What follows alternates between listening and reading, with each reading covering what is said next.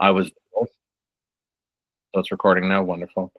So I was divorced. I had huge financial issues. I would burn every bridge socially and friendship wise. I would push people away, yet always complain of being alone. I would make fun of myself constantly, right? Self deprecating behavior. Every joke was at my expense, and usually I was the one telling the jokes. Um, and all of those I didn't understand, but they pointed towards low self worth, low self esteem, and low self regard. I didn't regard myself very well, meaning I didn't think highly of myself.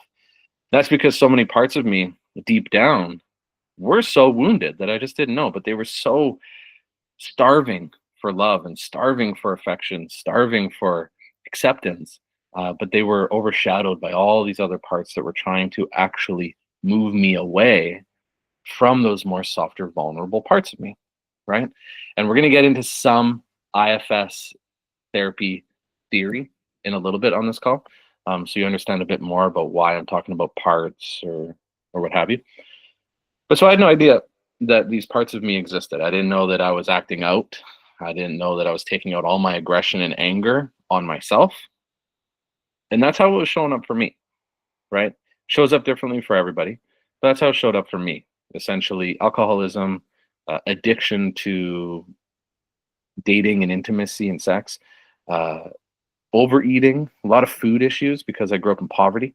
So I had a lot of poverty trauma, a lot of financial issues, huge trust issues, people pleasing issues, self sabotage issues, self harm issues, uh, negative talk, self criticism, self shaming, self guilt, and a complete avoidance of conflict. So I just want to summarize. Those were all the things that I was dealing with, um, that I had no idea was all linked my complex trauma. So the fact of the matter is, you're here because you know that parts of you are still hurting. Parts of you don't understand. There are parts of you that are aware that you might have complex trauma, right? You're probably pretty darn clear on the fact that I had a pretty shitty childhood and stuff happened that shouldn't have happened, right? A lot of bad things happened, but a lot of the good things didn't happen, right? And you know that.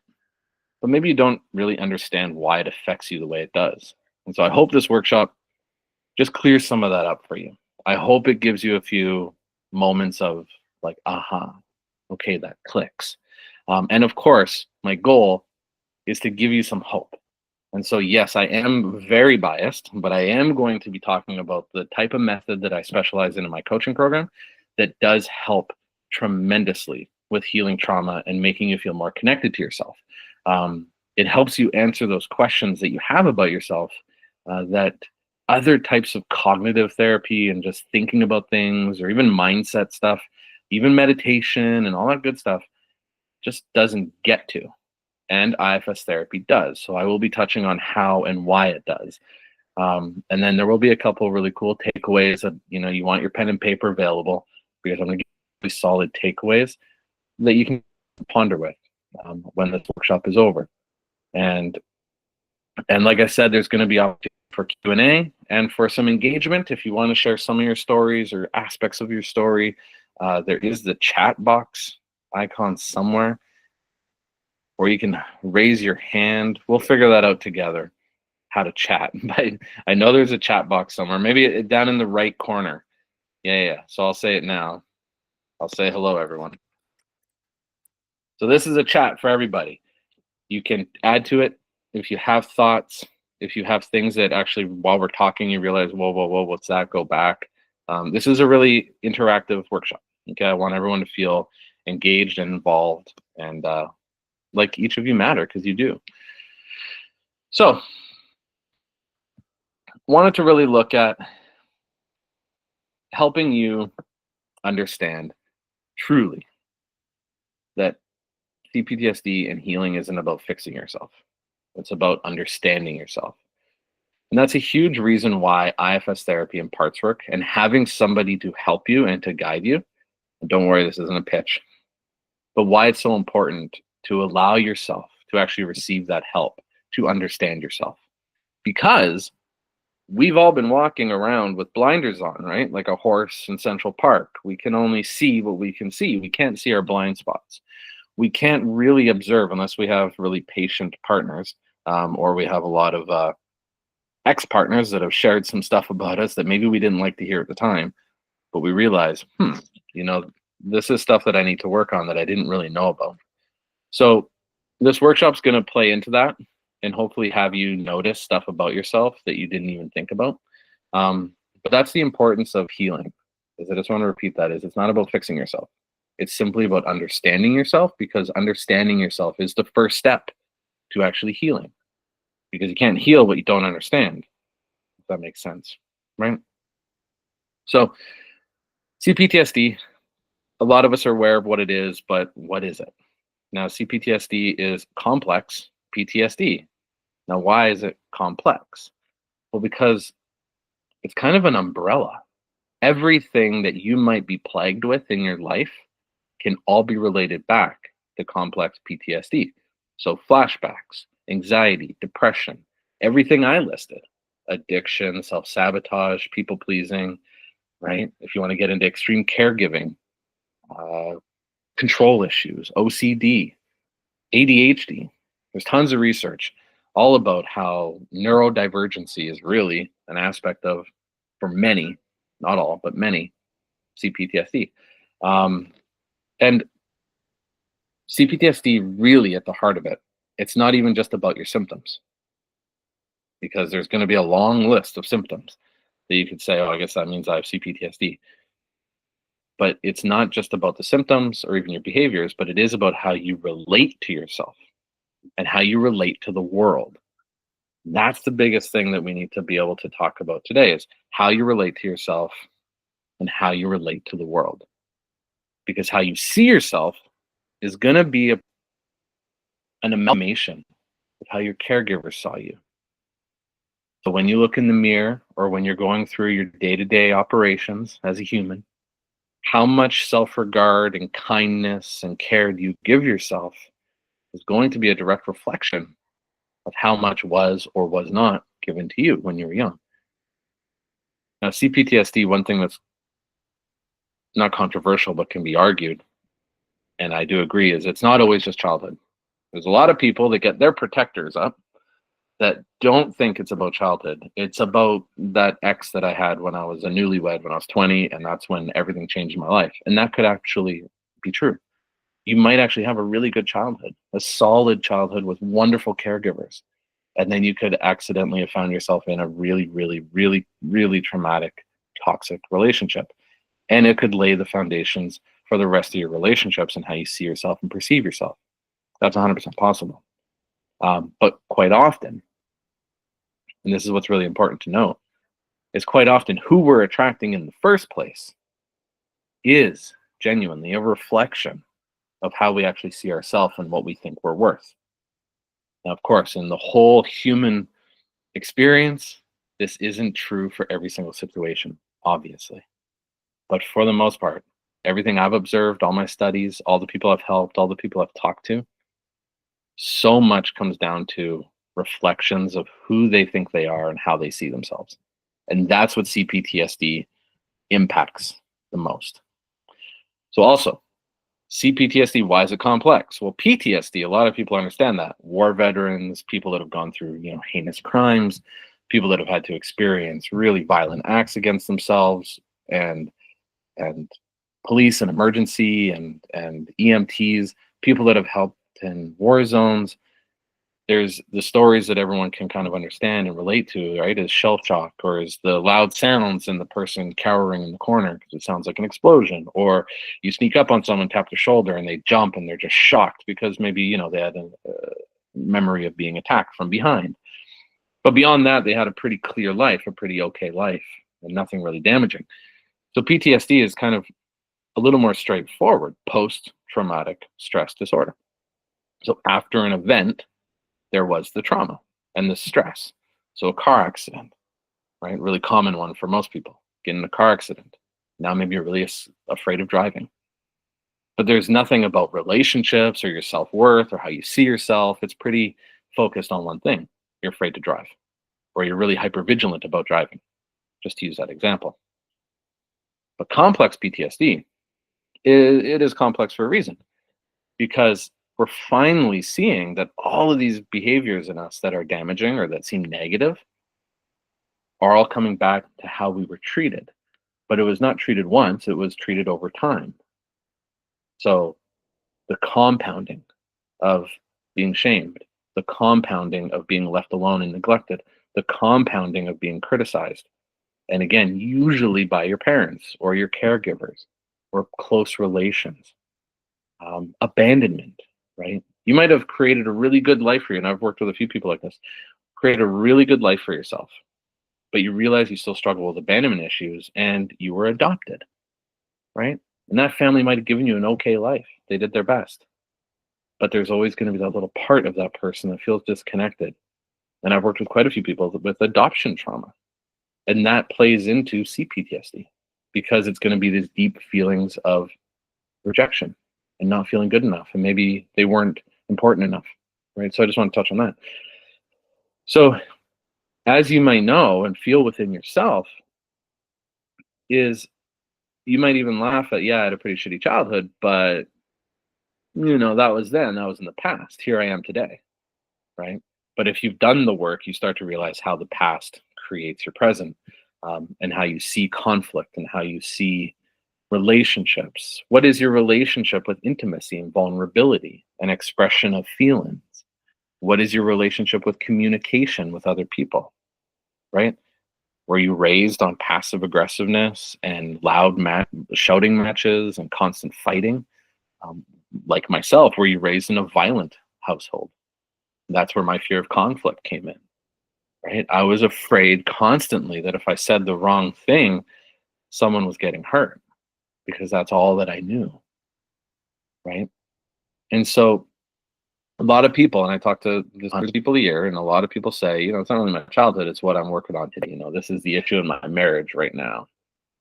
And 9.5 times out of 10, we can draw that line straight to how they were treated when they had, emotional outbursts. How were they treated as a kid around affection? What kind of stresses? And I'm kind of hopefully not jumping all over the place, and I hope you guys are following, but what kind of stresses was your mother on, or what kind of stresses did your mother carry while you were in the womb? Because there's a ton of research now around trauma inside the womb and how that can transfer to your cells and epigenetics. And we won't go too into that, but you can go ahead and look it up if you want, but how your cells formed when your environment in the womb was full of stress hormones, right? So that's why for a lot of people, CPTSD is really tricky because some it's really in your face, right? Yes, abusive household, both parents alcoholics, rejected, neglected, sexual abuse. I was beat all the time, and then I was given up for adoption or something, right? Whatever storyline that is tragic, well, that's going to be CPTSD, absolutely. But there's that other stuff where, well, maybe the mom was in tremendous amounts of stress during her pregnancy, right? And maybe you had a good life, but you don't know why now you have chronic anxiety. And that's just because there was so much stress hormones in your mom's womb that transferred over to you. That can then create this idea of complex trauma inside the system. And it can actually still all be healed. So I want all this to be noted. It can be healed. Okay? I shit you not. I'm not just selling snake oil. Really, truly can mend any wounding that's inside of you. So I'm going to slow down a little because I know I'm just talking a lot. So far, just thumbs up or in the chat. You guys get it? Kind of makes sense so far? Yeah, following along. Yeah, perfect. Thank you, Hannah. Yeah, thanks, Kim. Yeah, cool. And so it shows up. Thank you, Jenny. So it shows up. Yeah, get it. Trauma is in my DNA, right? That's the thing. That's another big piece. And I don't want to jump around too much, but now you get into generational trauma. And I've worked with a lot of clients around in IFS, we call it legacy burdens. So the stuff you're carrying from your parents. For me, I had to do a lot of healing around healing my connection to my father's shame. So actually letting that go, releasing that burden within myself because I was wrapped up in my father's shame and his story of how he showed up in this world. Because he was a drug addict, a criminal, a womanizer, an abuser. Frank, like I loved him because he's my father. There's aspects where I have really good memories of him, but overall, definitely painted in the light of being a creep, of being gross, of being not a good guy. And me being his son, I had parts of me that would carry that burden and would show up in different areas of my life, right? So that generational trauma and the generational storylines and our ancestral trauma, that's all real and it's true. And that's also in so many of us. And that also adds to this complexity of CPTSD, right? But again, it can all be worked out, it can all be healed. So there's some examples that I could go over um, that I want to touch on, and then I want to invite you to just ask yourself a question, right? So a really common situation that I get in my coaching program, and that I saw in my own life, was this idea of duality or oppositional energies, or in IFS we call it polarization, polarized parts of you. So think about the situation. Take your time with this, right? But think about a situation where it actually felt like you were two different people. And it can be as simple as having that urge to reach out to your toxic ex, or that urge to pick up the bottle, or that urge to go hurt yourself, whatever it might have been. But then on the flip side, there's that other voice that wants you to do something else. Back to the example of texting your toxic ex, or maybe you were the toxic one, right? And now you feel guilty and shameful and you want her back or you want him back. That happens. But let's say you want to text and you don't, and you have this feeling in you that's stopping you from texting and it's pulling you away from texting and saying, no, don't do that. That's not good, right? Or don't pick up that bottle. Only bad things happen, right? You don't like yourself when you get drinking. Or why do you raise your voice at your kids, right? Shame on you. Don't do that. Whatever happens is there's going to be a moment in time where one part of you did this, wants this, feels this, and another part of you that is in the opposite direction, wanting something different, something else, right? To do something alternatively. So just think about that in your life where you felt like two different people, right? Maybe one part of you wanting connection, but the other part pushing people away.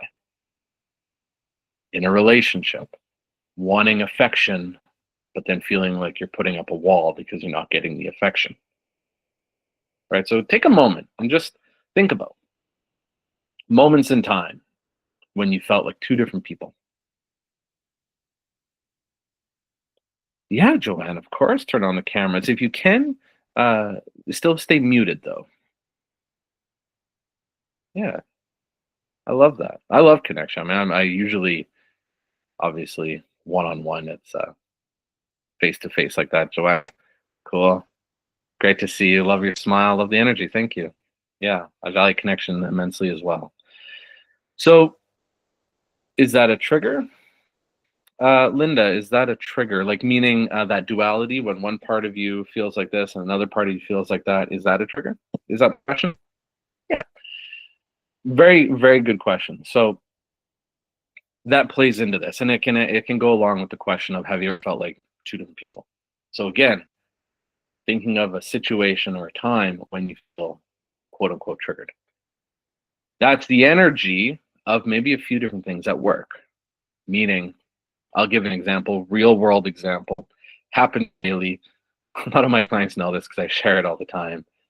And it is my work. It's the absolutely easily my number one piece of work. So in my marriage, if my wife says something that I interpret as criticism, specifically around my parenting, is I can feel that part of me come online, or in IFS, we like to say blended.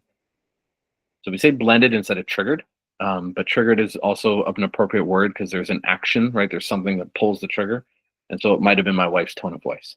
It might have been the way she phrased the question. But inside of me, and this is my example of the question to you, have you ever felt like two different people? So I hope this resonates. Is inside of me, there's the feeling that comes through of a stony exterior, of a wall going up. I get a little more rigid, but also I feel shameful that I'm upset. And so I can't look at her in the eyes. So I cast my eyes downward or I avoid eye contact. And then I become monosyllabic. She's trying to talk to me. I'm just kind of grunting. And it feels also like a bit of freezing. I'm kind of frozen. She might be asking me questions and I'm not really there, not really listening. What I'm trying to do is stay safe. What I'm trying to do is let her know that I'm mad, but I can't say that because parts of me are afraid of conflict, right? So as innocuous of a situation as this could be, one partner saying something to another, right? You did this, I didn't like it. Inside of me, because I have complex trauma and I've done a massive amount of healing, but because it's in me and my life experience is what it is, parts of me blend with me. So one part of me wants her to know that I'm upset.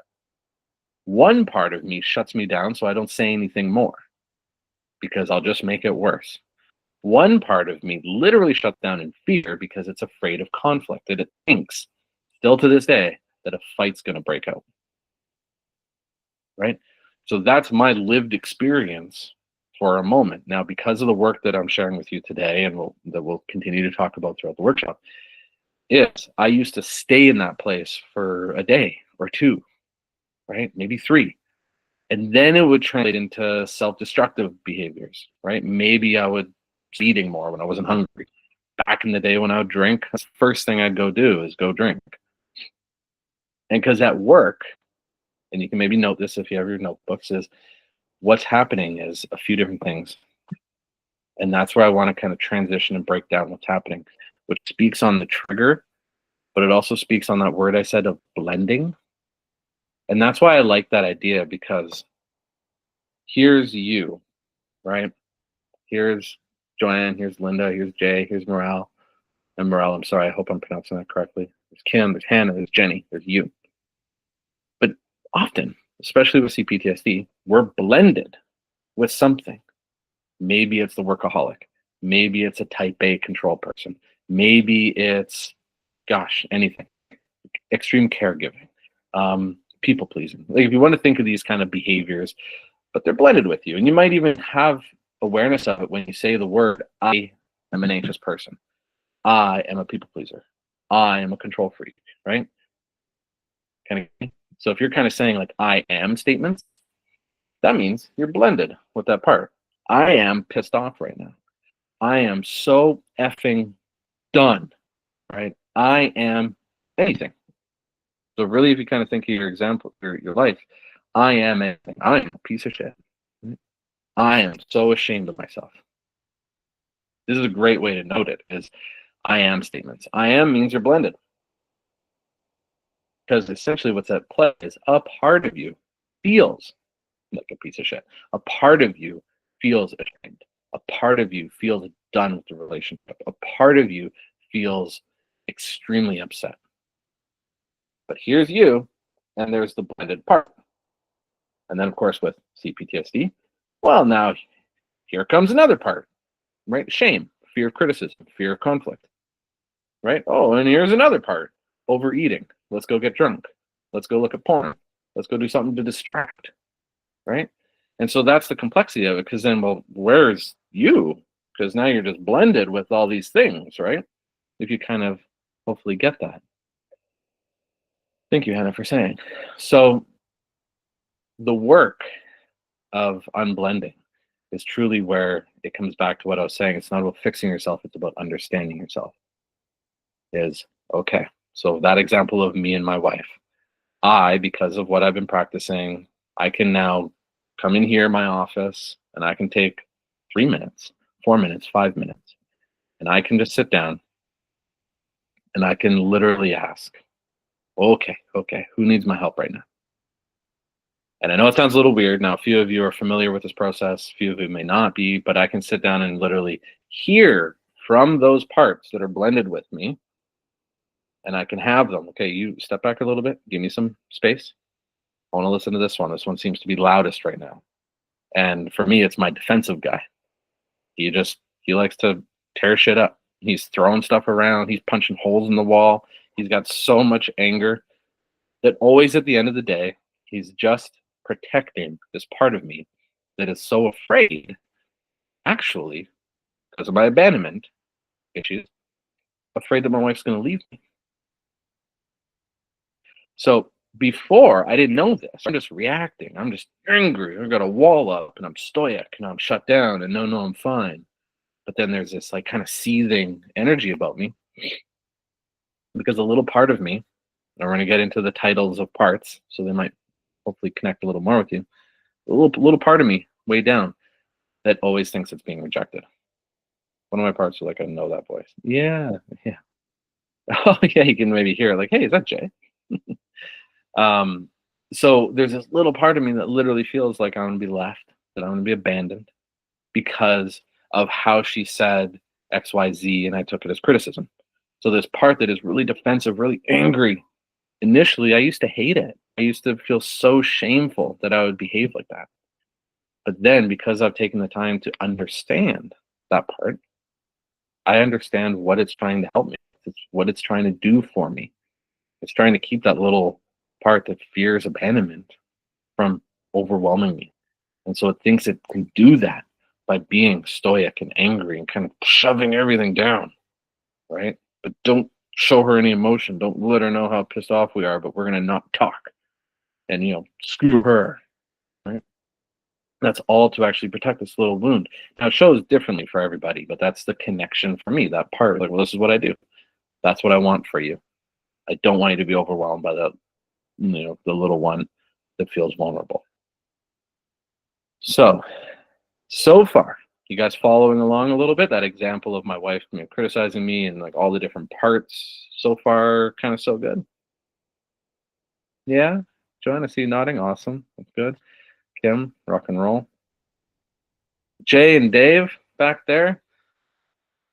Alpin, wonderful. Thanks for sharing. Okay, yeah. And so this is why it can be overwhelming. And this is why this idea of having CPTSD can be overwhelming, is because there is a brokenness. It feels like there's a brokenness, right? And ultimately, it feels at times like you're not in the driver's seat of your life. And that comes back to the idea of being blended. So it feels like other parts of your psyche have taken over and are leading the charge. And it's not all negative. I need to really touch on this, right? There's those parts of you that maybe strive for success because you were raised in poverty, or the parts of you that will not let you treat your kids the way you were treated. And that's really brilliant. Just at times, there can be an extremity to it or an extremeness to it. So let's say you do raise your voice at your kids and now you shame spiral. That's because there's that connection of that part that is so embarrassed and afraid that you just fucked everything up and that you're just like your mom or you're just like your dad. But there's a positivity there, right? You won't do to your kids what was done to you. And there are parts of you that will not let you. But then there's like that extreme side, right? That self-guilting, self-shaming when you're not perfect. That's important to note too. Or there are those parts that are really successful, the ones that make you go get that doctorate and go show the world that you are worthy. And now you have a really successful career and you've got a loving family, right? You've kind of risen above where you came from. Those are parts of you that have risen you above and have kind of strengthened you and made you say, no, this isn't my story. However, you might still be watching this and signed up for it because all that may be true, but you have crippling anxiety, or maybe you have autoimmune disease, or maybe you're constantly stressed out, or maybe you do have a pattern of constant difficulties in relationships, right? And that's where complex trauma comes in. But that's why this helps, is understanding parts. So we're going to talk about that. So it's not, that's that feeling of brokenness I wanted to share. And of course, there's the extreme side of it as well. Feeling constantly lost in the dark. Feeling constantly like, what's the point of living? Feeling like, what's the point of getting up? What's the point of trying? Right? And I actually like to say that's the what's the point part. I have that part of me. So what's the point? What's it matter even? Like, who cares? Nobody cares. What's the point? Right? And maybe you can nod your head and recognize that in yourself too. Even what's the point of bringing that up? They don't listen anyway. What's the point of sharing that thought? Nobody cared what I had to say. What's the point? So that's actually a big one for me, and I see it in a lot of clients, is the what's the point part. But understanding that that's a part of you, right? It's not all of you. There's this part of you that feels that hopelessness, feels that powerlessness, feels, Linda, true, I've learned to keep quiet, right? But of course, there's those other parts of you that are like, no, I can't keep quiet. I got to say this, and I feel this in my heart, and I need to share that opinion, right? Because again, that's all parts of you, all parts of your psyche that are here to actually help you, and that have all helped you in different ways. So that's a big piece that I want to share, is that you're not broken. You just have different parts doing their best to protect you.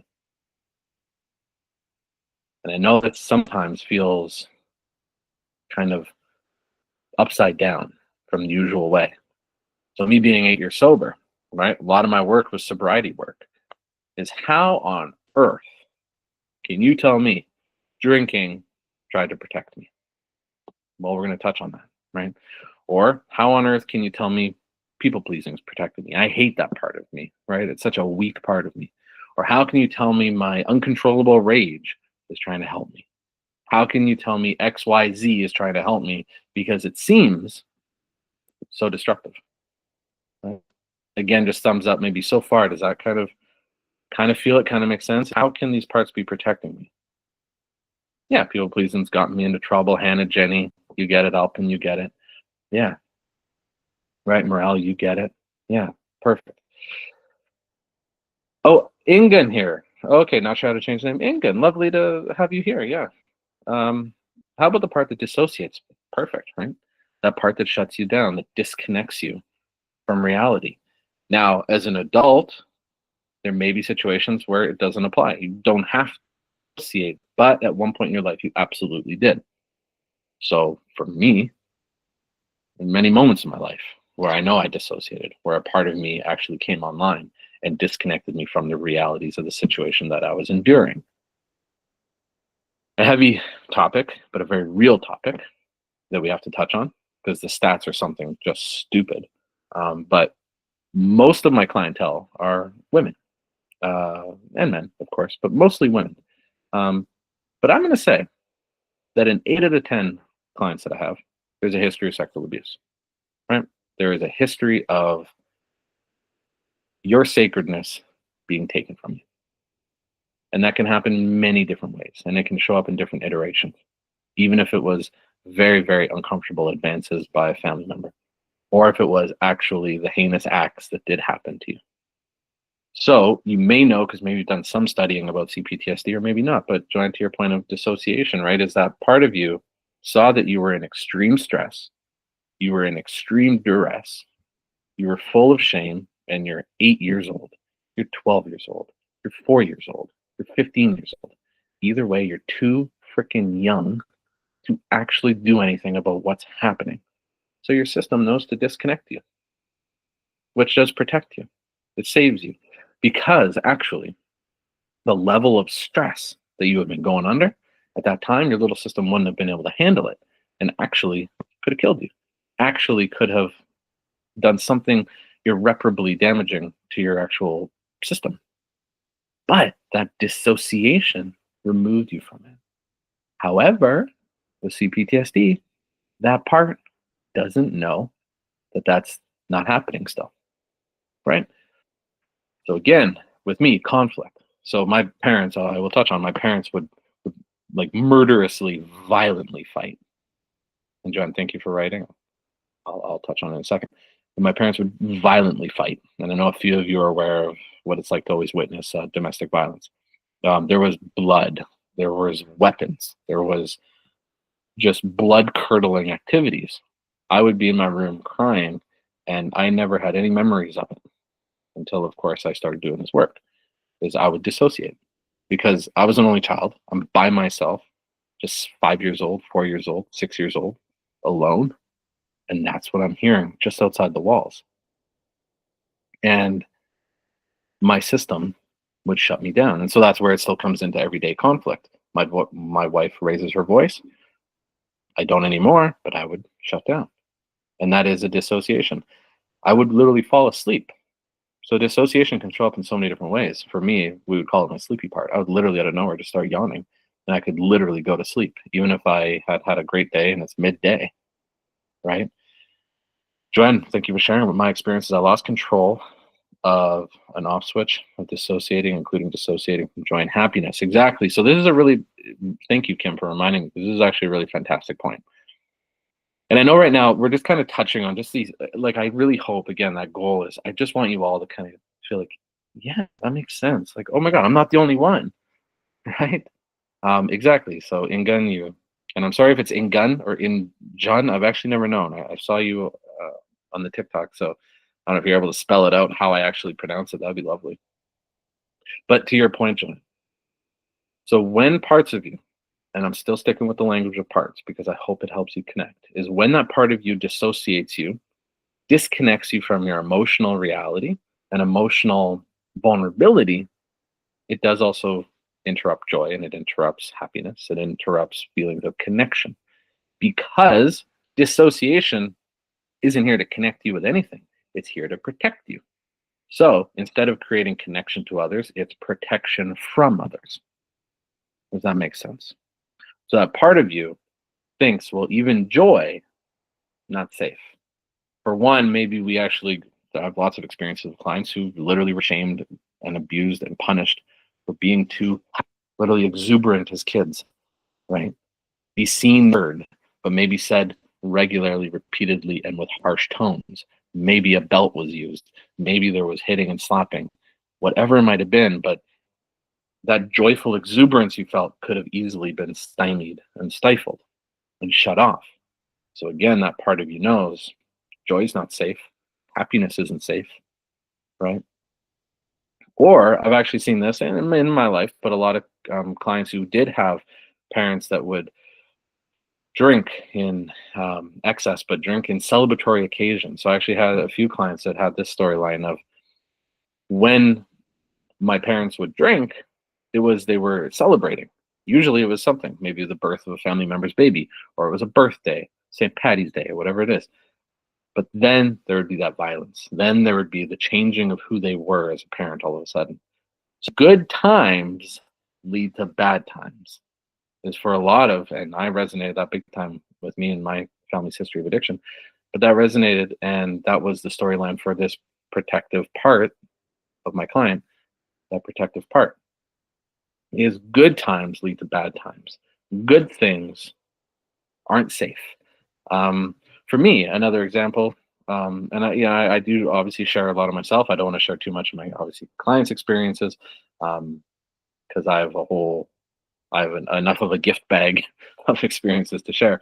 But another idea for me, which was really huge, and it would come around dissociation, to still touch on your point, Joanne, is good things are taken away. So I know this hits home for a lot of people, is things are taken from us. So for me, I literally had the experience of things being taken away from me, meaning I'd come home and my parents would have pawned the TV for drug money, or my Xbox or my PlayStation or my Nintendo would have been just gone. Big CD, sound system we had, gone. I used to box amateur, and that was my favorite sport. And I had my trophies, and I had a box of all my memorabilia. It was gone because it was sold or it was stolen. So for me, I actually noticed this in my day-to-day life. We have a nice big home, tons of stuff, right? We're a big fan of stuff, especially with kids. And I can look around when I came into the relationship with my wife. I have two things. I was so okay with getting rid of everything. So there is still that part of me that's like, what's the point of having good stuff or nice stuff? You don't deserve it anyway. It gets taken away. So don't bother. Now I do a lot of work with that, a lot of compassion for that part. And now it's allowed me to have nice things, and it's okay to have nice things. It's okay to get that or have that. Right? I deserve that. It's okay to deserve. But back to that idea of dissociation, joy, and happiness, it's all interconnected, as you can maybe now tell. And for others, that dissociation can easily be that numbness you feel, just that kind of dull sensation when maybe you should be having a good time. Maybe it's a celebratory occasion and you feel just numb, right? That disconnectedness from others and yourself, that's dissociation. But it's all at play is that part is, and just to reiterate, especially with dissociation, that part of you, which is a protector, and we're going to get into the actual labels of these parts, and I think that might help and make sense, but it's a part of you that protects you, but it doesn't connect you, because connection was dangerous and scary, because what happened to you that was scary is because there was some form of relationship and connection.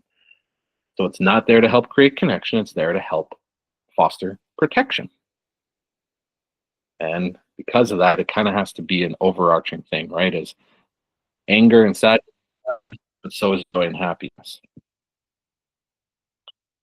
Hello, Juanette. Welcome to the group. And Juanette, all I ask for you, my friend, is just please keep yourself muted. I think you're automatically muted when you come in. And we're kind of midway through, but I'm recording, and everyone's going to get a copy of the recording. So thank you, Juanette, for joining. So Kim, mine wouldn't let me buy something for myself. It would always be for my kids. Yeah. So that's a really common one too. I see this all the time, even with my wife, is not buying something for ourselves, but we'd buy something for our kids. For me, I would buy anything for my wife and my kids. Well, actually, interesting. I'm gonna correct myself. I sometimes have parts of me that are jealous of my kids and all the stuff they have, because my parts are young, they're frozen in time. They remember not having anything. And I have had these feelings of almost resentment towards my kids when we're at the toy store, right? And it doesn't really make sense, but then I go in and I ask, and right away it's a loud voice, people like, why did they get that and I didn't get anything? And I'm like, oh, hey, who are you? Nice to see you. But listen, it's 2025 now, XYZ, and I bring them up to date, and that's a big piece of our work with IFS therapy is we bring our parts up to date. A lot of them, and there's neurological, science and studies around this, but they're frozen in time. And any of my clients would know.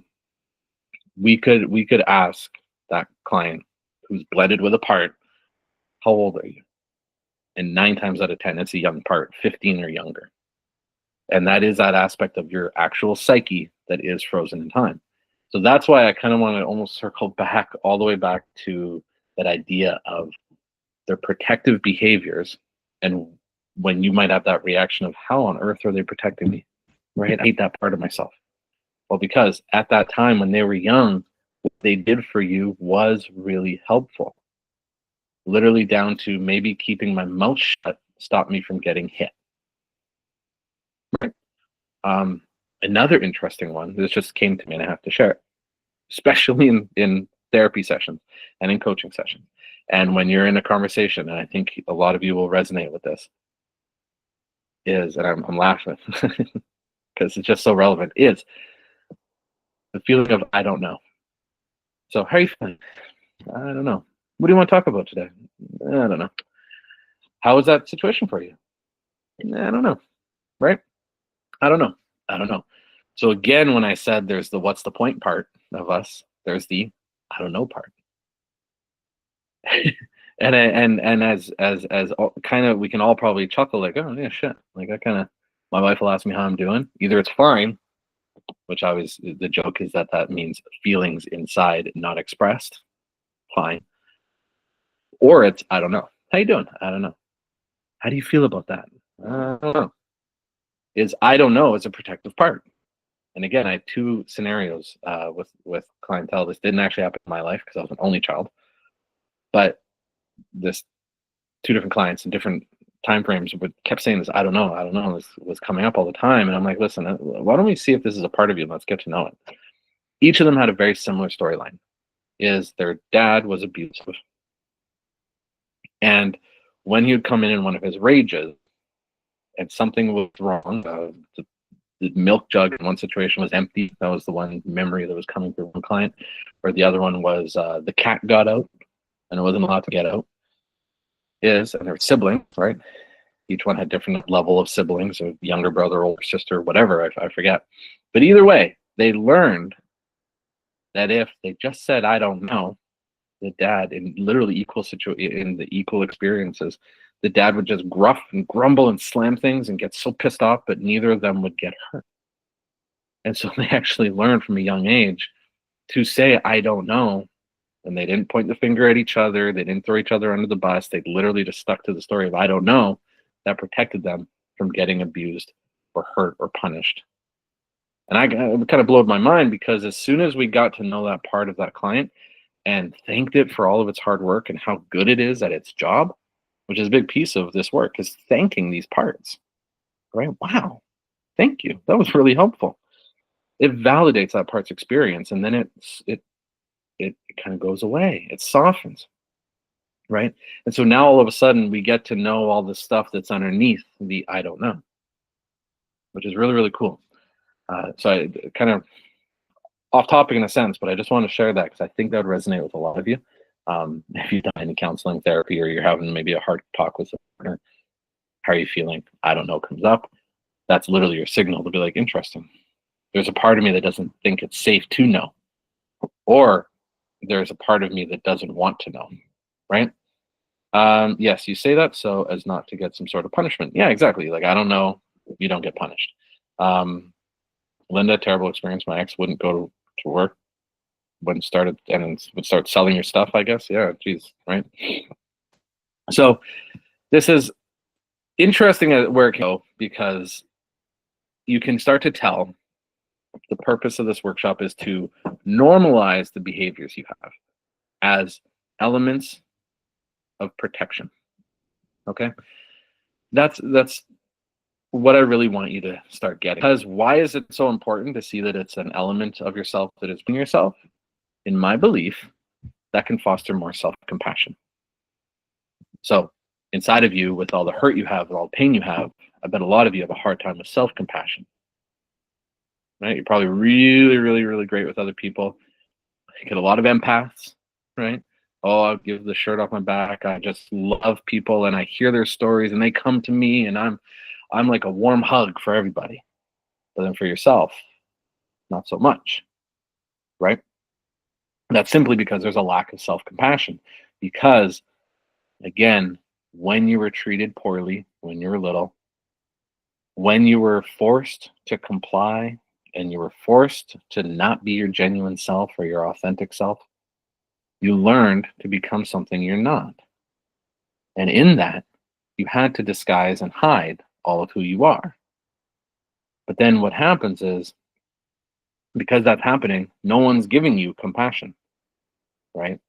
You're blending and creating this whole new model of who you are just to survive your childhood, just to get through, or just to try to get some love and attention and affection, right? This happens with a lot of people pleasers or caregivers. Is when I was a good little boy, when I was quiet, when I was agreeable, when I didn't put up a fight, when I didn't create conflict, when I was well behaved, I got praise.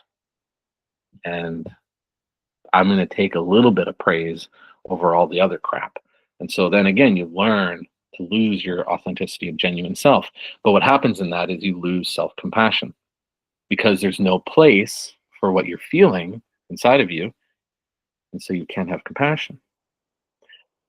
So this work, what it's so effective with, is creating and growing self-compassion, is allowing you to actually see these parts as protectors. Now we're going to start to finally segue into the roles of your parts, but as protectors. 8 out of 10 of your behaviors are protective. The rest are going to be coming from what's called an exile, which is your actual woundedness. And I'm going to explain this now. But again, I just want to slow it down, because I realize sometimes in these calls I can talk a lot. And I just want to see, does everyone kind of get it so far, kind of following along? Also, is this resonating? And I just want to make sure, are we kind of on a path where this feels like, okay, It's kind of making sense. Yeah. Joanne, Jay, perfect. Yeah, Hannah, Joanne. Thank you guys. Yeah, cool. Uh, and again, yes, is numbness a protector part two? Losing contact with your feelings. I often don't know how do I feel. Yeah, exactly. So that's what we're talking about a little bit around dissociation is it's scary to feel joy, but it's also equally scary to feel anger.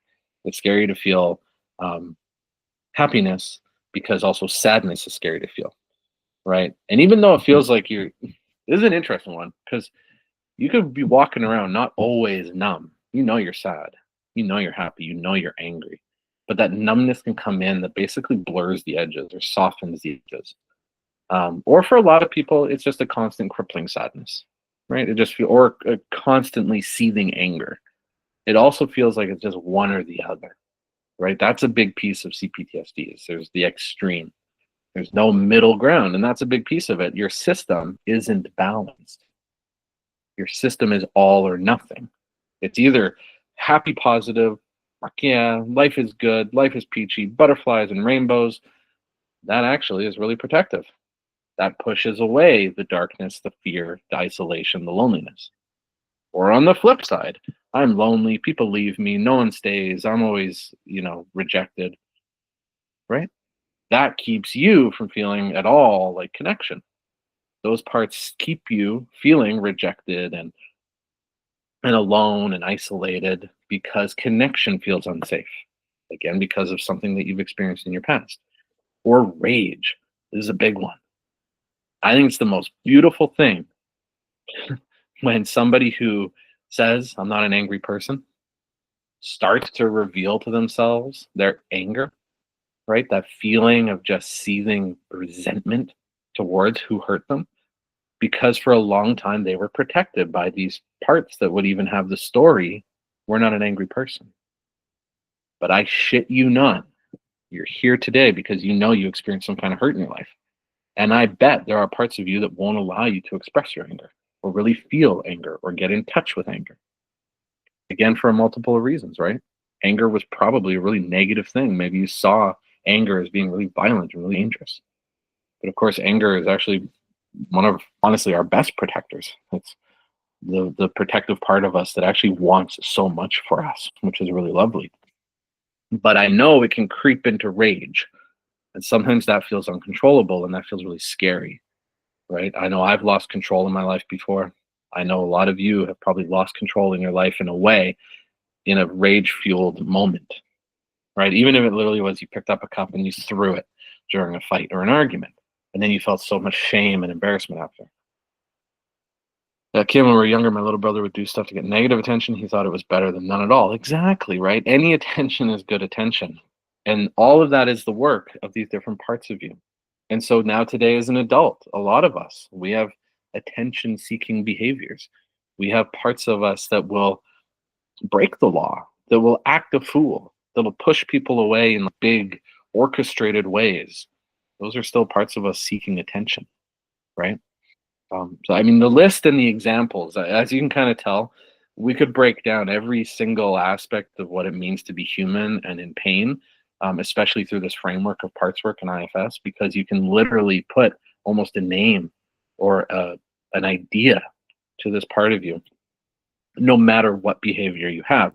So I'm finally going to talk about the different parts of you. Okay, so this is the simple kind of like just a quick who's inside your system and why are they there, and I want to touch on this. So there's three main parts. There's the proactive manager parts. So those are the parts of you that really kind of manage your day to day. They're the parts that maybe stifle some of your emotions. Those are the parts of you that might have you bite your tongue. Those are the parts of you that are hypervigilant, looking for points of contact or points of conflict, right, to avoid. The parts of you that make you get up and suck it up, buttercup, and stiff upper lip, right? There's the part of you that shoves down feelings that you know you don't want to express, right? Maybe you and your husband or your wife just got in a fight and you're having anger, or you feel shame, or you feel embarrassment, or you feel just sadness, or you feel guilt. And you don't want to feel those. And so you suppress those feelings. That's a proactive managerial part of you. And that's why they're called managers. They manage your day to day, but they're actually protectors. So if you want to think of it as a hierarchy, there's protectors. So proactive managerial protectors manage your day to day behavior, manage all the nuances of your humanness in a lot of ways. The people pleasing, the control, the OCD, success driven parts. I mean, whatever you want to think of as your day to day kind of operating behaviors.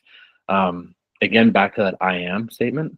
I am successful. I'm success driven. I am a people pleaser. I am XYZ. Quite often, that's the work of a protective manager part. So they're proactive. This is really important to understand. They're proactive, meaning they're always proactively helping you and protecting you from underneath. What's under here is your exiles, your wounds, your actual trauma, right?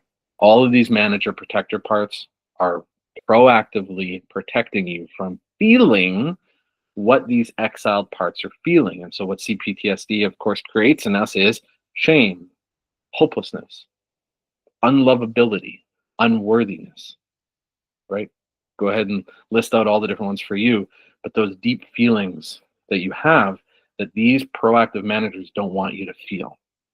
And yes, they have a lot of different complicated ways of doing it, but that's what it is. As a manager, proactively protects you from feeling the feelings of the exile. So kind of first part, manager, proactive, protector. And then the second part, for this example, we'll call it the exile, right? It's the one burdened with all of your wounds, burdened with all the big feelings and toxic beliefs. And we can kind of cognitively see that they're not true, but they're there inside of you, right? That I don't matter, my feelings don't matter, I'm not good enough, right? Whatever it might be inside of you, constant feelings of isolation, constant feelings of loneliness, whatever that is, that's your exile. And they have those feelings because of what actually happened, right? Or what didn't happen, right? How you were treated or how you weren't treated over time in your childhood. Now, then the third part is your firefighter. So your firefighter is the reactive protector part of you.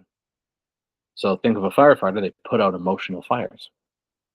So when the feelings of the exile does come through, right, the proactive manager protector part couldn't really hold down the fort. That exile comes through, breaks through with its feelings of unworthiness, unlovability, again, XYZ. Well, now you have the firefighter part that is there to reactively protect you. So that in a lot of situations is the drinker, is the doom scroller, is the dissociative part, is the depression, right? Is the sex addict, any kind of addiction, right? Food addiction, sex, work, alcohol, drugs. That's going to be the reactive firefighter protector. So again, now hopefully this makes sense. I'm just moving my hands around, but I hope you get it. Maybe I should have a whiteboard next time. But two main protector parts. One is proactive managerial. The other is reactive firefighter, put out fires at all costs. So they don't even care about the consequences of your life. So this happens with, for me, and I'm pretty open about it, but in my previous relationship and in a lot of my life, I would cheat, put myself on blast. I would cheat. I would have the urge to seek validation. I would have the urge to feel seen and wanted by somebody, even though I had a partner or a girlfriend at the time or whatever it was. I would seek that. And that would be my firefighter part, because what I was feeling was feelings of loneliness and isolation that I didn't know how to handle. And so this behavior would come online. I would blend with it, and then actions would ensue. Or when I drank, hard day at work, first thing I can think about is not mindfulness, is not meditation, is not connection to nature, is I'm going to go get blitzed, right? I'm going to go lose my mind in the bottle. Reactive firefighter protector part, because all of them are just trying to move you away from the feelings held by the exiled wound. So those are the three parts: proactive manager, protector; reactive firefighter, protector; and then the exiled wound. So far, does that make sense? Yeah. Thank you for sticking with me. Jenny, Kim, Beauty, Ingun, love it. Yeah, anger is often a cover up emotion in a way, yeah, in a big sense, right? Covering up usually feelings of sadness, devastation, right? Grief. That's why anger is actually quite complex. It can show up in a lot of ways. Sometimes, too, this is, I'll get a little into the complexity, I suppose, of it, is sometimes a protective part can feel exiled. And usually that's anger. So you have this part of you that wants to protect you and stand up for you and fight for you, but it's been pushed down by a lot of these other parts, right? And we still call it exiled because, in a way, it has been exiled from the system. That's, again, very common when someone says, no, I'm not an angry person. Oh, I'm an empath, right? It's all love, baby. But really, that's all these protective parts saying, no, no, because even anger is dangerous. But so what quite often what'll happen is over time, sometimes very quickly, or sometimes a little bit over time, is with the work we do, we unblend. So again, here's you, here's Jenny, here's Morel, here's Kim, here's Linda, here's Joanne, here's Hannah, here's Ingun, right? Here's Jay. And you're blended, and you're blended, and you're blended. Our work is to slowly unblend, like, hey, let's give some space for this other part that wants to talk. Hey, let's give some space for that part that wants your attention. And then eventually it comes down to, oh, here's anger stuck behind. In our mind's eye, this is what's cool about IFS. In our mind's eye, we see it sometimes differently.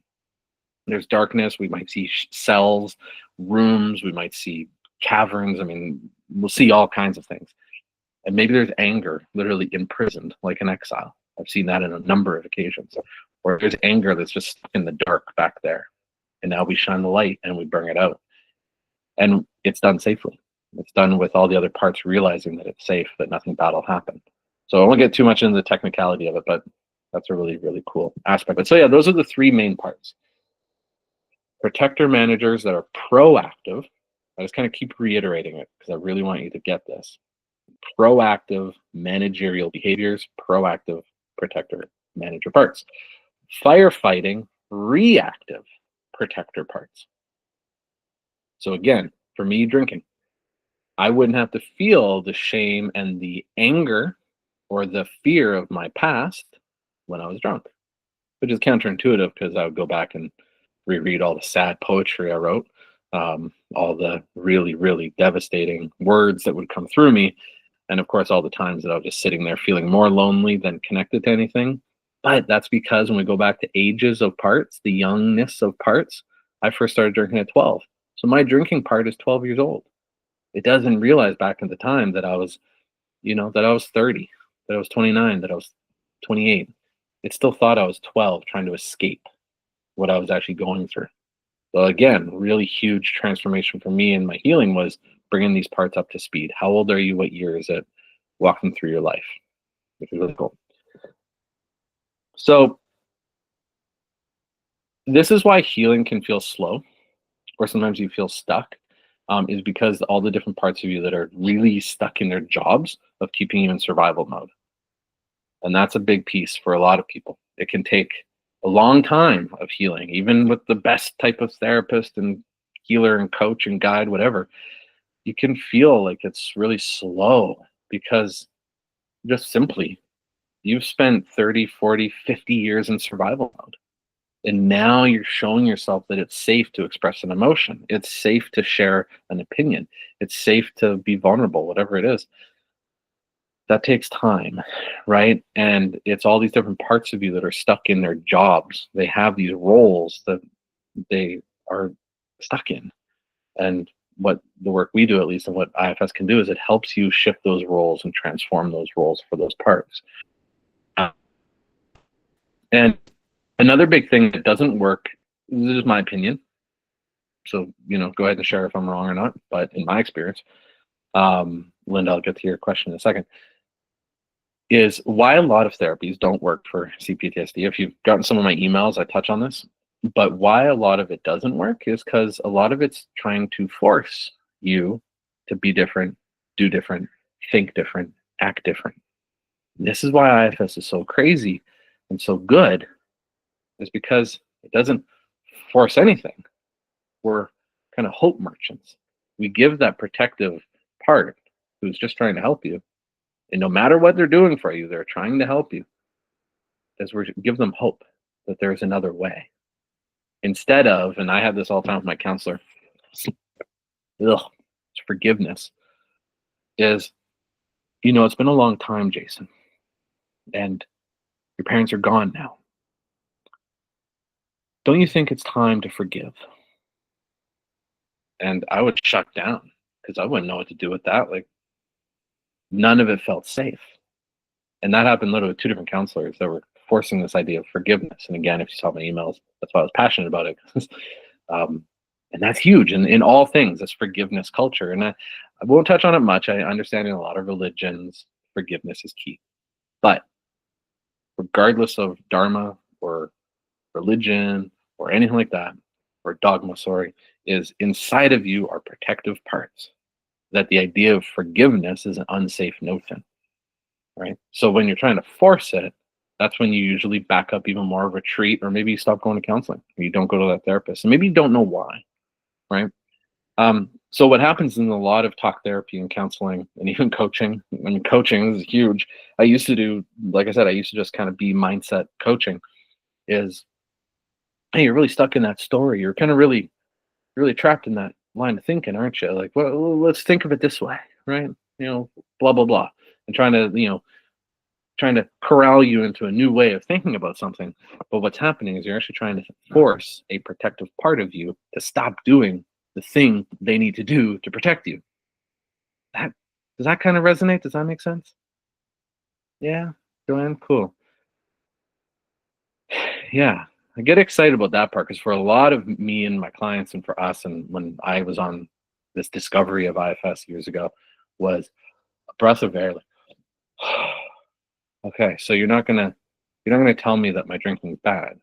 You're not gonna tell me that my anger is bad. You're not gonna tell me that XYZ is bad. And that's what's actually really so big is because so much of us with this pain inside of us, we think we're wrong, we think we're bad, we think we're gonna get in trouble, and we think we messed up, right? We think we're failure. And that's what is inside of a lot of us. So when we're finally shown that no, none of that's true, and that you're not in trouble, that you're not wrong, that it's not your fault, and it's not just somebody saying that, but when you're doing this internal work, you can actually feel that in yourself. That's a really touching moment. And I got goosebumps right now because that's that moment where it's like, oh, okay. Right. That finally that years long sigh of like, wow, I don't have to have my guard up because every professional from school counselors to parents to well-meaning sports coaches to XYZ therapist, whomever, my spouse, isn't trying to force me to change. And that's also why any of us, we all know you can lead a horse to water, or we all know what it's like to try to drag a heavy dog that doesn't want to go outside for a walk. Is trying to force somebody to do something they don't want to do is impossible to get positive results. And that's where it can get really confusing for us because we might have that well-meaning, proactive, managerial part that takes us to therapy, that even signed you up for this call today, right? That part of you that's like, no, we need to learn about ourselves. We need to heal. We need to feel better. And then there's other parts of you that are like, what's the point, right? Or maybe the parts of you that are like, just another thing, there's another gimmick. Like that mistrusting part. There's those parts of you that don't trust that something could be good or that hope is real, or right? And that's what the beauty of all this is this craziness that is us. You can actually finally kind of point to be like, that part of me, this part of me, that storyline. Wow, that part is holding this memory for me that I'm not even cognitive of. That part's been holding this whole storyline for me, for my benefit, to protect me from feeling it. Wow, what a really cool thing. So yeah, I just want to touch on that. Kind of some of my own ADHD where I can just bounce around and kind of jibber jabber and I get excited. So thank you all for following me. Linda, great question. How do you know you're still in survival mode? Well, does it feel like you're feeling connected to yourself, connected to nature, connected to friends? Do you feel really comfortable being vulnerable? Right? Do you feel comfortable crying in front of somebody? Does feeling joy and happiness feel genuine? Right? Do you feel like your authentic self? Those are some questions just off the top of my head where you can say kind of yes or no to. If most of them are no, then you're still in survival mode. If you're coming out of survival mode, your nervous system's less stuck in fight, flight, freeze, or fawn, right? Fawn is that people pleasing. If you can tell that you've been moving out of that, you've been standing up for yourself more, you've been sharing your opinions more, you've been getting outside of your comfort zone more, you've been more vulnerable with people, regardless of their reactions, those are those signs that you're coming out of survival mode. Does that make sense? Yeah. Yeah, not there yet, and that's no problem, right? A lot of us, here's the thing too, this is not to be hopefully a downer, but it might take a long time for us to feel like we're fully out of survival mode. But the point of healing isn't about coming out of survival mode. So I know this will also feel a bit counterproductive. It's about accepting that there are parts of you still trapped in protection mode. Right? Is that okay? Right? And that's where another thing. This is just me, but I'll share because why not? Um, is this idea of coping mechanisms, right? I also want to invite you all to shift and change how you talk about it. This idea of coping mechanisms, coping, it does feel disempowering. It does feel like I'm barely hanging on and I'm just coping, right? So another simple way of putting it is protection mechanisms. Protection feels a little bit more strong, feels a little bit more like it's sending a message to ourselves that, hey, we're not just coping and hanging on, we're protecting ourselves. It takes strength to be a protector, right? But I feel it. And it always resonated with me when I was like, oh, this is just a coping skill, a coping mechanism. Well, no, it's a protection mechanism. And that for me was a big shift. I had a guide share that with me, and I wanted to share it with you guys. So take that and play with it, right? Instead of coping mechanism, pardon my kids screaming, but if you can hear it. But instead of coping mechanism, protection mechanism. Because right there's almost a shift in identity of I'm just coping, I'm just surviving. But they're working through it. I have 3 little kids. Some of my clients know, but 6-year-old, 3-year-old, and a 2-year-old. My office is attached to the house. So if you do hear a little bit of a screeching, I do apologize. The people pleaser part of me, the part of me that doesn't want to look unprofessional by having crying kids is coming through, but I let my freak flag fly. So yeah, so protection mechanism over coping mechanism. That's just a little takeaway that I want you to hopefully sit with. So guys, we've done a lot of talking. And thank you for just being here with me. I want to give you now a few different things that you can write down right now. Just a few actionable, just simple tools. Okay. Very simple. And also after this, I do have a guided meditation I want to send you all. And there's a little simple worksheet that I want to send you all. So you're going to have a couple takeaways after this. So watch your email for some follow up.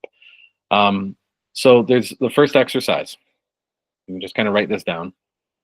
There's a self-awareness exercise. So this can really be eye-opening, and it's very simple.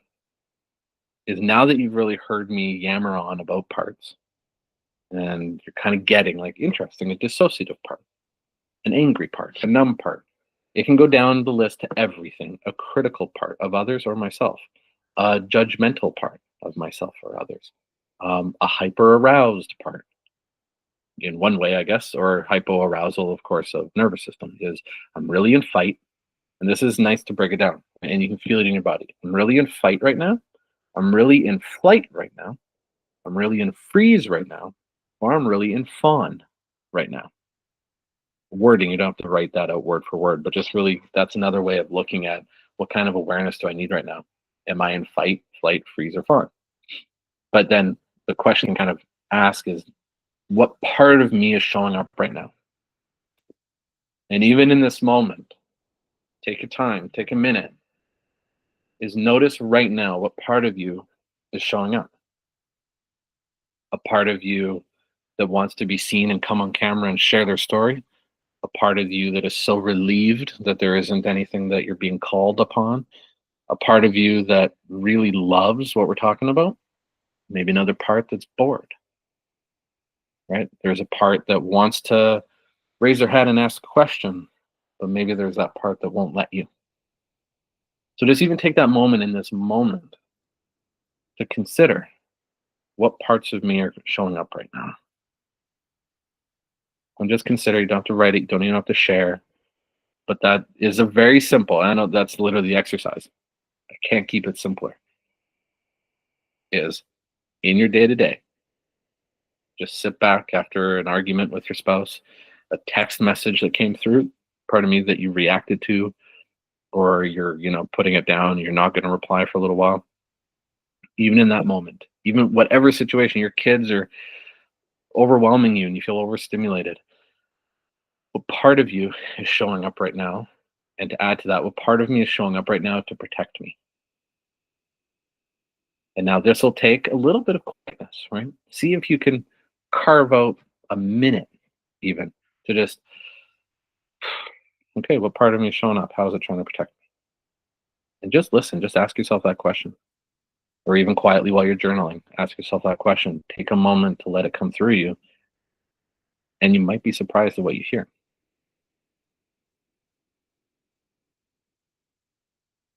So that's one little exercise, super simple.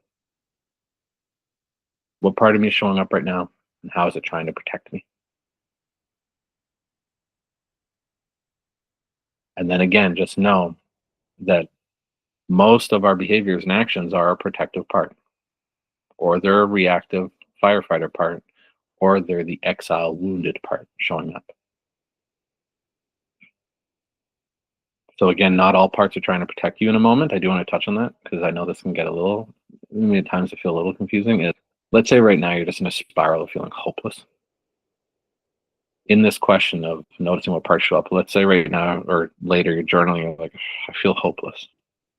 Okay, how is that trying to protect me? That's an important question because you might get an answer that I'm not trying to protect anybody, like I need help. That actually truly might then be your exiled wound that happens to be at the surface. Or you might hear an answer that might be like, I'm shutting you down. Okay, great. That's that signal of you're protecting me. You're trying to shut me down. So you feel hopeless. I'm trying to shut you down. Right. Or I feel hopeless and no, I need help. Right. There's that difference there, nuance. Um, so just notice that if it's a reactive firefighting, I need to rage right now. I feel like I'm just bristling with anger, or I can't think about anything else but that glass of wine that's waiting for me at home, or whatever it might be, right? If it's reactive, note that down, right? If it's proactive, I'm suppressing something. I can tell that. I'm biting my tongue. I can sense that. I'm shoving back parts of me. I'm stifling myself, or I'm really trying to be perfect or look good or act professional or whatever it is. Notice that proactive part is showing up. And then that question of how are you trying to protect me? You might get something really cool out of that. So second little tool. Again, the question you get to ask yourself. What does this part of me fear would happen if it stopped doing its job? So however you'd want to write that down, right? What part of me would fear that it's going to, like, what's its fear if I stop doing its job? Or it stopped doing its job, or if you stop doing your job. So depending on how connected you are to that part, right? If if you feel quite connected to it and you can sense that it's right here with you, blended with you, you could literally ask, what do you fear would happen if you stop doing your job for me? If it feels a little abstract, you can still say, like, what part of me is here and what does it fear would happen if it stopped doing this for me? right? So again, just kind of depending on how connected you feel to that part in that moment, is how you decide to word that question. So I'll repeat it again. This journal prompt, self-reflection question: what does this part of me fear would happen if I stopped doing this job?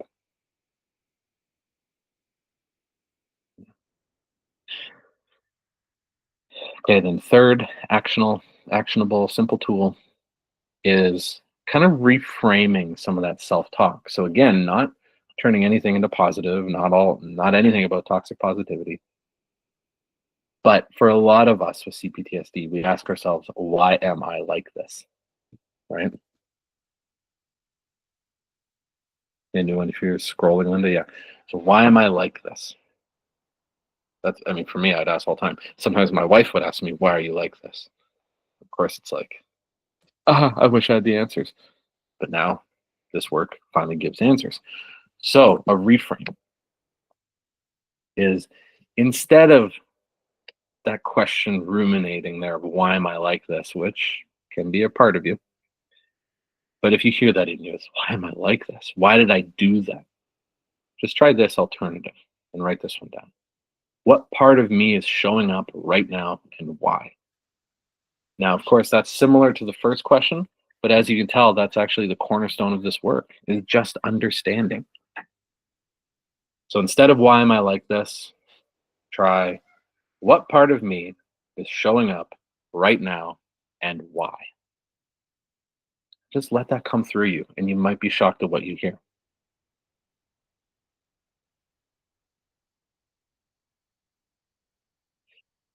And then the last one, I just want one little extra one for you guys. And this is a key, because for us, with this pain inside of us and the trauma and our childhoods, is we feel stuck, right? And that's because really we just are fearing something, right? And there's going to be all different ways of looking at this, but we're looking at it from the lens of what I love and what I specialize in, which is IFS. But so the next time you feel stuck, ask yourself this: what part of me is afraid right now? Just noting that, right? What part of afraid right now? And it doesn't even need to be if you feel stuck. That question, if you're feeling reactive, if you're feeling blended, if you're feeling triggered, what part of me is afraid right now? Again, you might be shocked at what you hear. So, my beautiful friends, I've talked a lot. My mouth's dry. How are you all doing?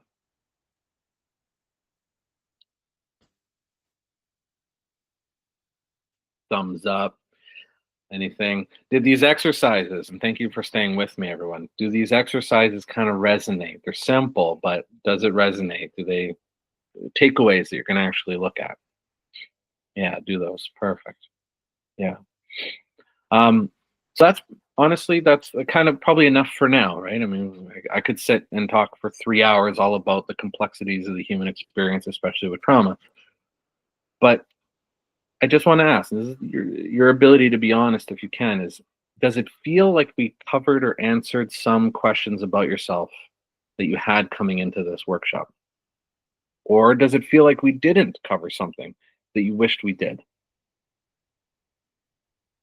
Yeah, in-gun, very interesting. Cool. I know a lot of you come from probably like TikTok, which I'm so grateful for.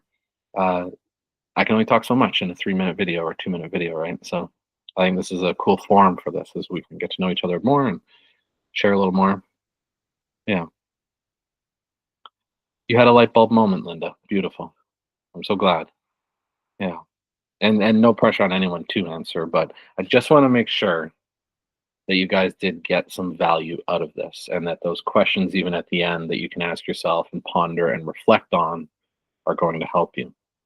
Now, I do invite you, and this is an open invitation, is if you do like this idea of healing and what it could create for you and how your life could change, you're of course welcome to chat with me.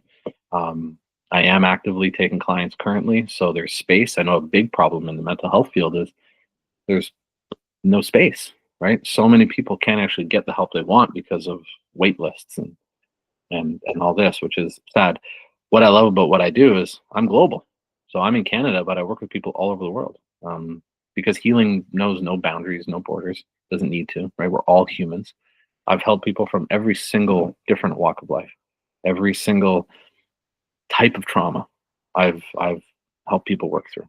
So I'm so grateful for this work because what's really cool too, I want to touch on this briefly.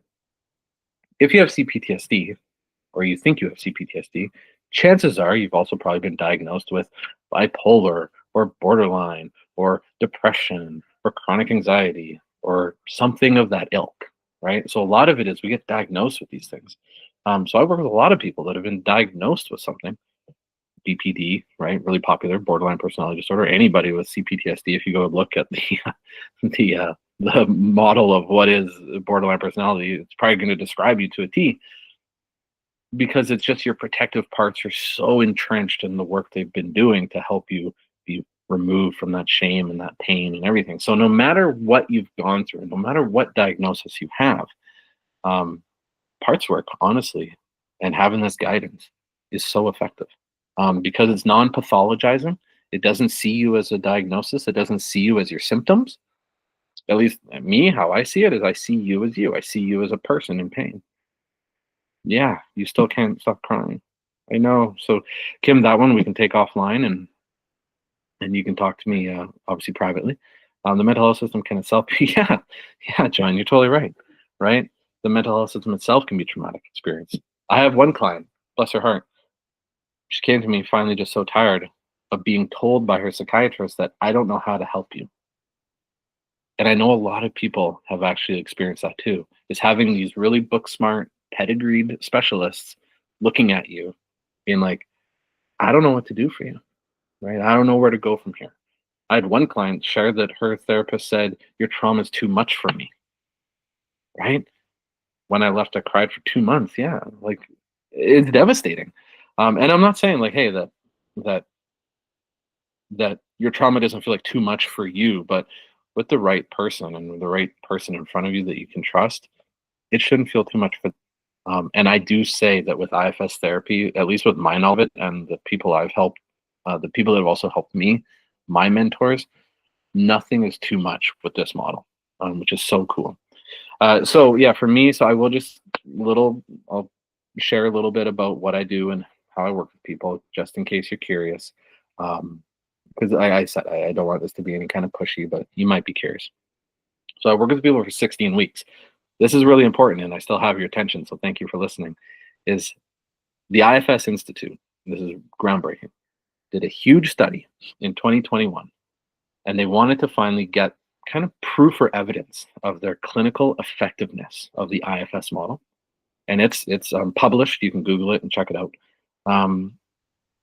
Is they put 13 people through 16 weeks worth of IFS therapy, so 4 months, no time at all, the span of a lifetime. Is they put 13 people through IFS therapy. These 13 people were all diagnosed with PTSD or CPTSD. They also all had different chronic illnesses. They had all levels of chronic issues and et cetera, et cetera.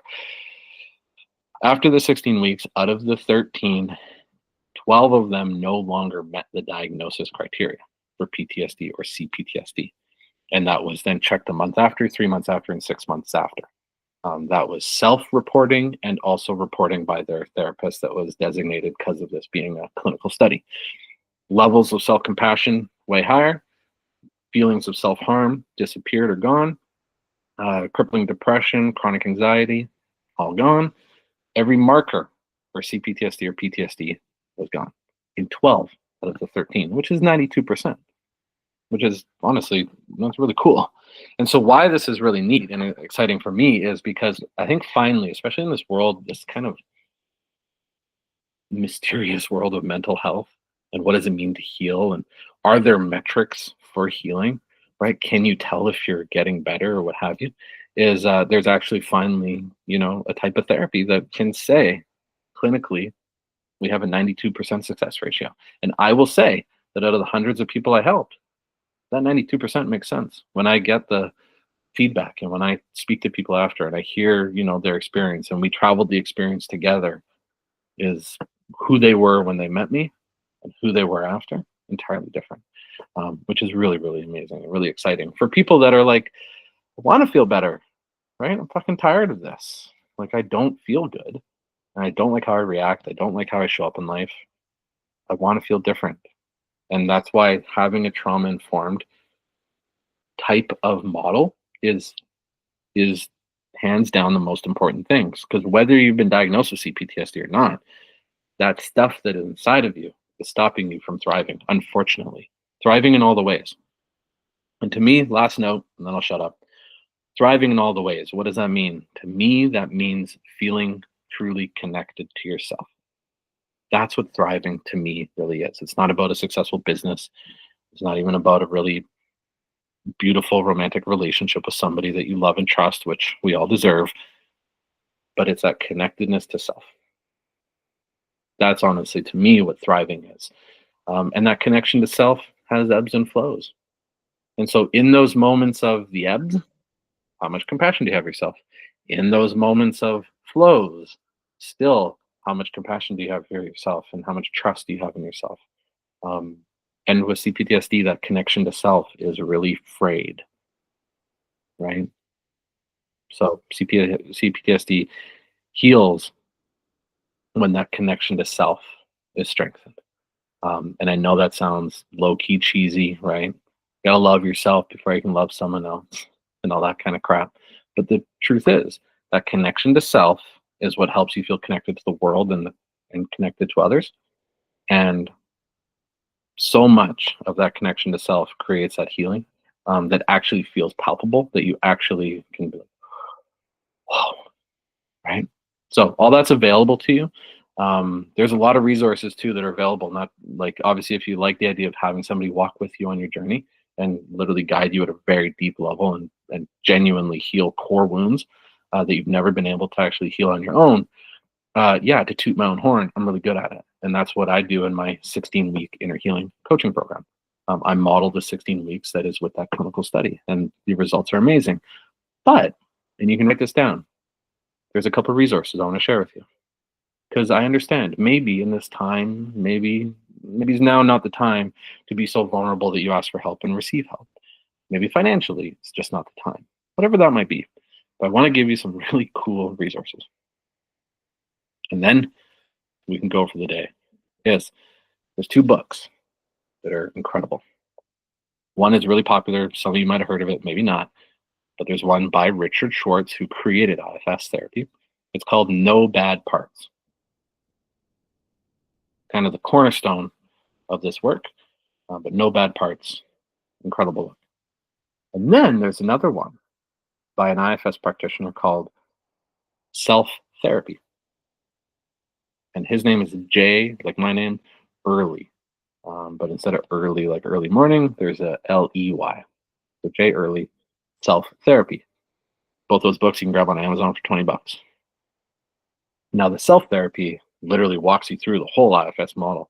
Very, very deep, integrative exercises and all that stuff that you can do on your own, which is really, really cool. Because lastly, what's really amazing about this work is the hope of any IFS practitioner, myself included as a coach, is we don't want you to need us. We want you to be able to go off and do this work on your own. And not many therapies can you do on your own. You can't do EMDR therapy on your own, right? You can't do some aspects of talk therapy on your own, right? You can't do a lot of you can't do some deep hypnosis therapy on your own. You can do, but you get what I'm saying, right?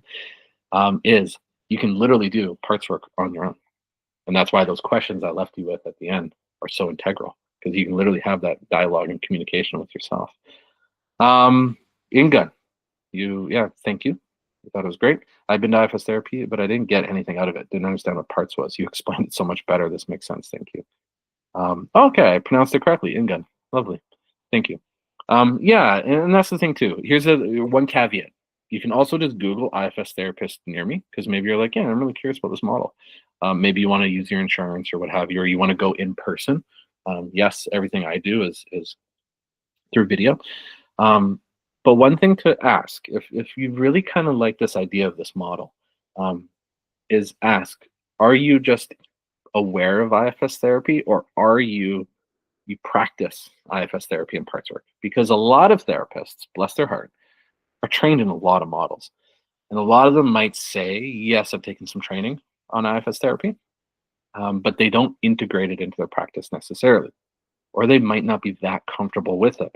So this is where you get to blend with that part of you that is willing to stand up for yourself, right? And just ask very clearly, do you practice IFS therapy and parts work, or are you just like aware of it?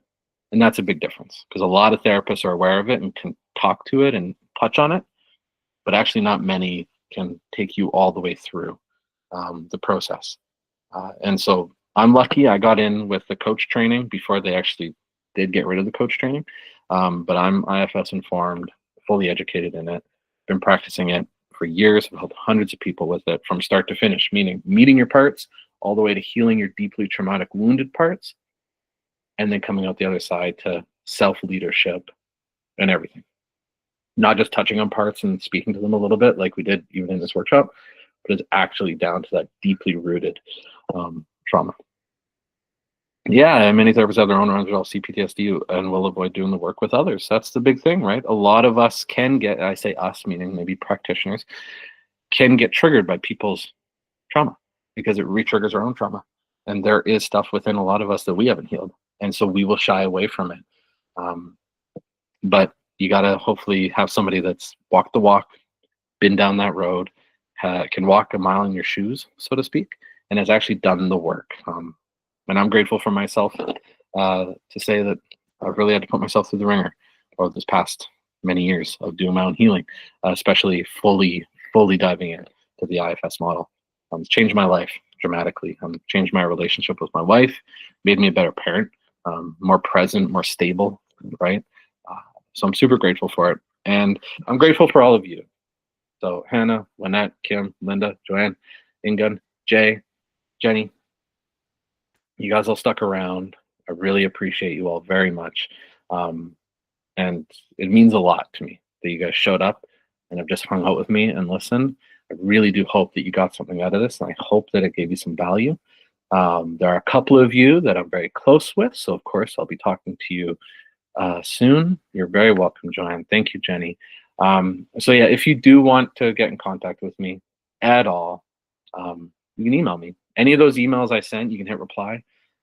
You can message me on TikTok if you do happen to follow. If maybe you came through Instagram, message me on Instagram.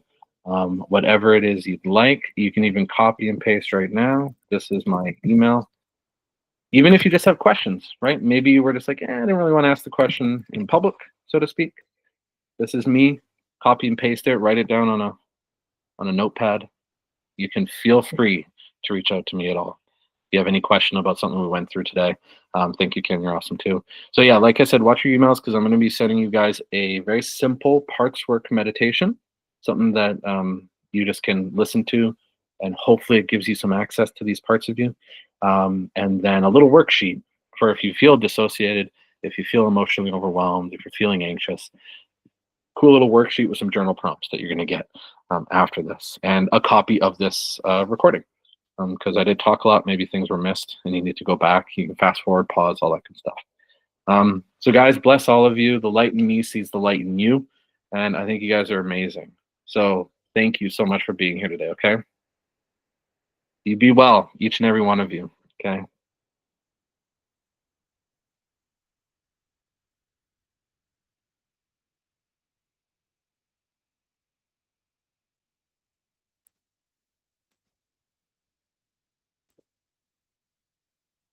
Thank you guys. Love you too. You guys are seriously amazing. Just figuring out how to stop the recording. Let's see here. Stop recording. Awesome. Okay, guys. Love you. See ya.